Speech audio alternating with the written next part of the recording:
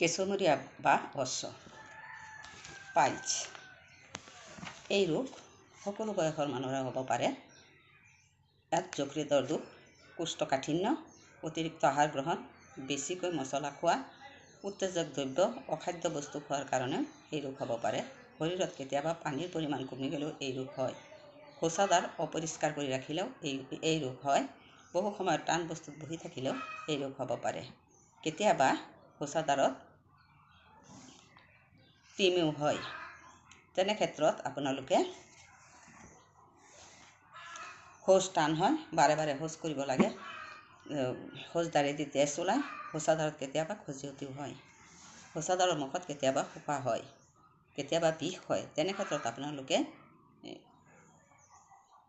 অৰ্চত যদি তেজ পৰে তেনেহ'লে 60 গ্ৰাম তিলৰ লগত অলপ দৈ মিহলি কৰি খালে তেজ পৰা বন্ধ হয়। মোৰ ভিডিঅ'ৰ দ্বাৰা উপকৃত হ'লে লাইক, শ্বেয়াৰ আৰু ছাবস্ক্ৰাইব